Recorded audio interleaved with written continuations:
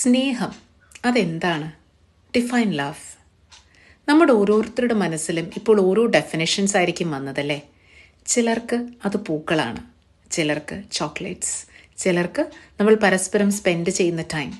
പക്ഷെ എൻ്റെ പേഴ്സണൽ ഒപ്പീനിയനിൽ സ്നേഹമെന്ന് പറയുന്നത് മ്യൂച്വൽ റെസ്പെക്റ്റാണ്, പരസ്പരമുള്ള ബഹുമാനം.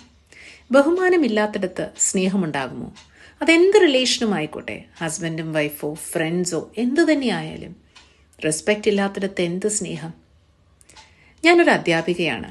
എൻ്റെ ക്ലാസ്സിൽ പല തരത്തിലുള്ള കുട്ടികളുണ്ട്. അതിൽ ചില കുട്ടികളുടെ ഒരു പെരുമാറ്റ രീതി കണ്ടാൽ നമുക്ക് ഉള്ളിൽ തട്ടിയൊരു ബഹുമാനം അവരോട് തോന്നും. എങ്ങനെയാണ് ആ കുട്ടികൾ ഇങ്ങനെയാകുന്നത്?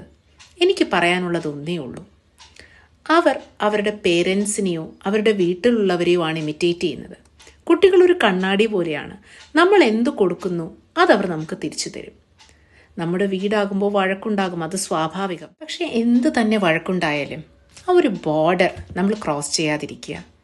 കാരണം വഴക്കിലും ബഹുമാനമാകാം എന്ന് കുട്ടികൾ പഠിക്കട്ടെ. ഇത് നമ്മൾ കുഞ്ഞു നാളിലെ അവരെ ശീലിപ്പിച്ചാൽ നാളെ നല്ലൊരു പാർട്ട്ണറായിരിക്കും ആ കുഞ്ഞ്, നല്ലൊരു ഫ്രണ്ടായിരിക്കും, നല്ലൊരു കൊളീഗായിരിക്കും.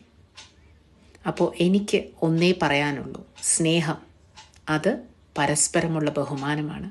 ഞാൻ പറയുന്നത് ശരിയല്ലേ? ഒന്ന് ആലോചിച്ച് നോക്കൂ.